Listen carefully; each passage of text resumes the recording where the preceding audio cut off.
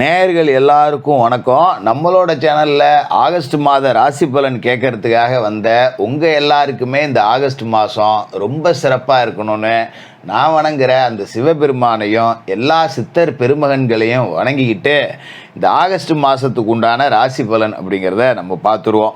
இந்த ஆகஸ்ட் மாதம் அப்படிங்கிறது பார்த்திங்கன்னா ஆடி மாதம் 16ஆம் தேதி வியாழக்கிழமை பிரதோஷத்தில் பிறகுது. சிவபெருமானுக்கு உகந்த தினத்தில் இந்த ஆகஸ்ட் மாதம் அப்படிங்கிறது பிறக்குது. சூரிய பகவான் சந்திரனோட வீட்டில் இருக்கார். கடகராசிங்கிறது சந்திரனோட வீடு. 17ஆம் தேதிக்கு பிறகு அவர் தன்னோட சொந்த வீடான சிம்ம ராசிக்கு போய் ஆட்சியில் உட்கார போகிறார்.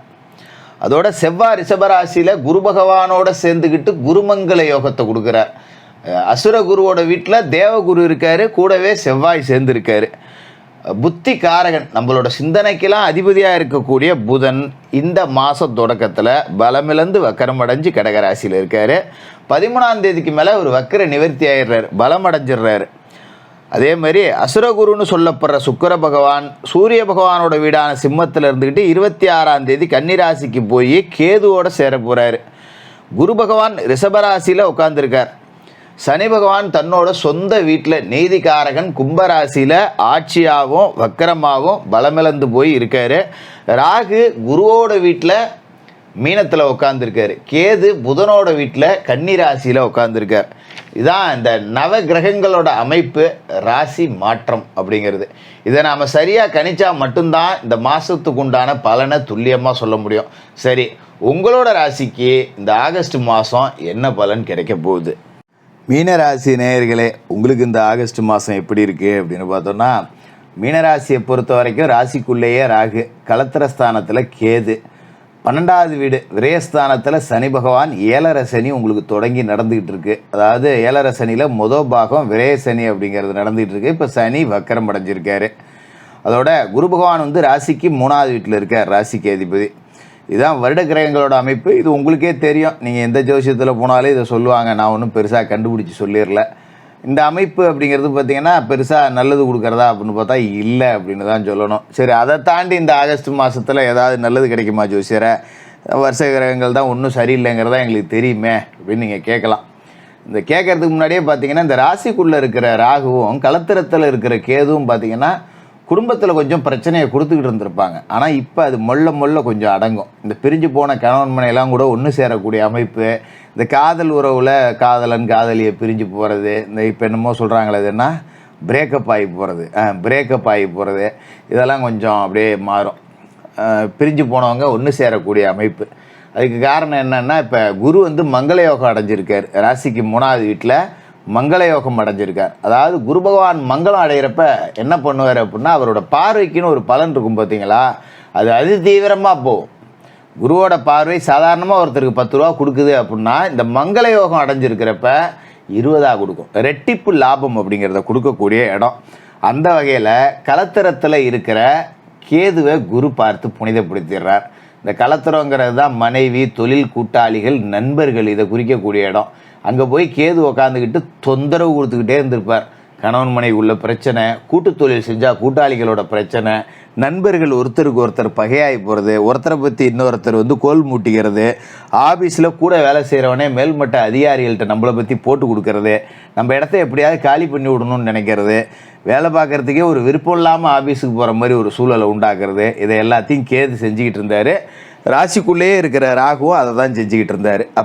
இப்போ குரு பார்த்து கேது புனிதப்பட்டு போகிறார் அப்படிங்கிறதால இந்த இனங்கள் எல்லாத்துலேயுமே இதுக்கு மேலே நன்மைகள் அப்படிங்கிறது கூடுதலான இருக்கும், இந்த குருமங்கள யோகம் அப்படிங்கிறதால. அப்போ கூட்டுத்தொழில் பிரிஞ்சு போகலான்னு நினச்ச கூட்டாளிகள் கூட இப்போ ஒன்று சேருவாங்க. நம்ம தொழில் பண்ணிகிட்டு இருக்கோம், நமக்கு முதல் போட 10 ரூபாய்க்கு ஆள் இல்லை, நல்ல திறமை இருக்குது, நல்ல ஐடியா இருக்குது, இன்னொரு 10 ரூபா முதல் போட்டால் நல்லாயிருக்கும் அப்படின்னு நினச்சவங்களுக்கு ஒரு கூட்டாளி புதுசாக சேருவாங்க. சரி வாடா, நான் முதல் போடுறேன், 2 பேரும் சேர்ந்து செய்வோம் அப்படின்னு. இந்த கூட்டுத் தொழிலில் 10 ரூபா லாபம் பார்க்கக்கூடிய அமைப்பு. சனி விரயத்தில் இருந்தாலும் காசு பணம் நமக்கு வந்துடும். 100 ரூபா செலவாகுதுன்னா 100 ரூபா எங்கே இருந்தாலும் வந்துடும். மிச்சம் 10 ரூபா நம்ம படுத்தாட்டியும் யார்ட்டையும் போய் நம்ம கடன் வாங்கலை போட அப்படின்னு 7.5 சனி காலகட்டத்தில், இந்த விரய சனி காலகட்டத்தில் ஓட்டினாலே பெரிய விஷயம்னு நினச்சிங்க. ஏன்னா எதனால் இந்த வருமானம் வந்துட்டு போகுது அப்படிங்கும்போது லாபஸ்தானத்துக்கு சனி தான் அதிபதி, விரயஸ்தானத்துக்கு அதிபதி அவர் தான். அப்போ லாபாதிபதி வக்கரம், விரையாதிபதியும் அவர் தான், அவரும் வக்கரம். அப்போ விரயத்துக்கு தகுந்த வருமானம், வருமானத்துக்கு தகுந்த விரயம்.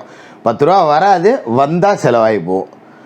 10 ரூபா வீட்டில் ஒண்டி பீரோவில் வைக்கணும்னு நினச்சிட்டு எடுத்துகிட்டு போனீங்கன்னா வீட்டில் செலவு காத்துக்கிட்டு நிற்கும். அதுமாரி நகை நட்டெல்லாம் கொஞ்சம் அடவுக்கு போயிடும். இந்த காலகட்டத்தில், கடந்த காலகட்டத்தில் இந்த 7.5 சனியிலே முன்னாடி ஒரு 6 மாதம் கணக்கு வச்சு பார்த்துங்களேன், என்ன பண்ணியிருப்பீங்கன்னா, ஒரு இடம் விற்றுருந்துருப்பீங்க. அந்த இடம் இன்றைக்கி பல மடங்கு விலைக்கு போகும். ஐயோ தெரியாமல் கொடுத்துட்டோமே, அன்றைக்கி நான் ஒரு 5 லட்ச ரூபாய்க்கு விற்றனே, 6 மாதம் கூட ஆகலையே, இன்றைக்கி 5 லட்சங்கிறாங்களே, இப்படி போய் விழுந்துட்டேனே, ஏமாந்து போயிட்டேனே அப்படின்னு ஏமாந்து போனவங்களுக்கெல்லாம் கூட திரும்ப ஏதாவது ஒரு இடம் விலை கம்மியாக வரும். உங்களுக்கே பரவாயில்ல, அதுக்கு பதில் இது வந்திருக்கு, இதை வாங்கி போட்டுருவோம், இது பின்னால் இருக்கும், ஏதோ அதில் தான் கொஞ்சம் நம்ம கோட்டை விட்டோம், இதையாவது இழுத்து பிடிச்சிக்குவோம் அப்படிங்கிற மாதிரி வரும். அப்போ ஏதோ நகையை நட்டையை அடவு வச்சு ஒரு இடம் ஒன்று வாங்கி போட்டுருங்க. அது நல்லது. அதுக்கு உண்டான பாக்கியம் இந்த மாதத்தில் கிடைக்கும். அதை செஞ்சு கொடுங்க. 10 ரூபா கடன் ஆனாலும் சரி, 10 ரூபாய்க்கு நகை நட்டை ஒண்டி வச்சாலும் சரி, விரேசனி காலகட்டத்தில் கடன் இருக்கிறது அப்படிங்கிறது ரொம்ப நல்லது. கமிட்மெண்ட்டோடு ஓடி போகணும். கடங்கண்ணி இல்லாமல் காசு வச்சுருந்தோன்னா வைத்திய செலவு தான் பண்ணிட்டு குந்திருக்கணும். ஏதோ ஒரு நல்ல காரியத்துக்காக ஒரு இடம் வாங்குறேன் அப்படின்னு கடன் வாங்கி போட்டிங்கன்னா கூட சம்பாதிச்சு கடன் அடைச்சி அதில் விரயம் பண்ணிக்கிட்டு இருக்கலாம். அது சுப விரயமாக போயிடும். அதுமாரி வீட்டில் பிள்ளைகளுக்கு ஏதாவது சுப சடங்குகள் செய்ய வேண்டியது இருக்குது, பிள்ளைகளுக்கு திருமணம் செய்ய வேண்டியது இருக்குது அப்படின்னா ஏதாவது ஒன்று செஞ்சு பண்ணணும். குலதெய்வ கோயிலுக்கு ஏதாவது நேர்த்தி கடன் இருக்குது, ஒரு மொட்டை அடிக்கிறேன், பொங்க வைக்கிறேன், கிடா வெட்டுறேன், உடனே போய் செஞ்சு கொடுங்க. 10 ரூபா கடன் வாங்கியாவது. இப்படி சுப விரய செலவாக போயிடும். அதே மாதிரி ஒரு திருப்பதிக்கு போகிறேன், ஒரு நவக்கிரக சுற்றுலா போகிறேன், இதுமாதிரி ஆலயங்களுக்கு எங்கேயாவது வரேன்னு போக்குவரத்து வேண்டுதல் இருந்ததுன்னா கிளம்பி போயிடுங்க. 10 ரூபா கடன் ஆனாலும் பரவாயில்ல. அதை செஞ்சுக்கிட்டோம்னா சுப விரயங்களாக போயிடும். அப விரயம் லாப நட்டத்துக்கு பெருசாக வேலை அப்படிங்கிறது இல்லை. தொழில் ரீதியான பின்னடைவு நட்டம் அப்படிங்கிறது இருக்காது. அதுதான் இந்த மாதத்தோட அமைப்பு அப்படிங்கிறது. அதோட இந்த மாதத்தில் இந்த குருமங்கல யோகத்தால் பூமி சேர்க்கை கண்டிப்பாக இருக்குது. அதனால தான் நான் திரும்ப சொல்கிறேன், கடை வாங்கியாவது இடம் வாங்கி போடுங்க அப்படின்னு. இதுமாரி புதன் மாத தொடக்கத்தில் வக்கரமாக இருக்கார். 4க்கு 7க்கும் அதிபதி. 13 நாளைக்கு தான். அதனால் நீங்கள் பெருசாக கவலைப்பட வேண்டியதில்லை. அவர் வக்கரமே அடைஞ்சிருந்தாலும் அவர் ஒரு கேந்திராதிபத்திய தோஷம் பெற்ற கிரகம் உங்களுக்கு. அதனால் அவர் வக்கரம் அடைகிறது அப்படிங்கும்போது நல்லது தான். வெளிநாட்டிலேருந்து சில பேருக்கு வேலை வாய்ப்பு வரும், பிரிஞ்சு ஓடி போகலாம், தப்பு கிடையாது. ஏன்னா இந்த 7.5 சனி அப்படிங்கிறது அடுத்து உங்களுக்கு ஜென்ம சனி வரப்போகுது அடுத்த வருஷத்தில் 2025. அது ஒரு மோசமான காலகட்டம் அப்படிங்கிறதால குடும்பத்தை விட்டு பிரிஞ்சு வெளியூர் வெளிநாடுகளுக்கு வேலை வாய்ப்பு கிடைச்சா ஓடி போயிடுங்க. அதில் தோஷம் அடிபட்டு போயிடும். குடும்பத்தை பிரிஞ்சிருக்கிறது அப்படிங்கிறதே ஒரு கஷ்டம்தான். புள்ள குட்டியை பார்க்காம, பொண்டாட்டியை பார்க்காம, தாய் தகப்பனை பார்க்காம, சகோதரனை பார்க்காம, சொந்த பந்தத்தை விட்டு, நாடு நகரத்தை விட்டு, ஊடு மண்ணை விட்டு நம்ம வேறு இடத்துல போய் இருக்கோம் அப்படிங்கிறதே ஒரு தோஷம் அங்கே கழிஞ்ச மாதிரி தான்.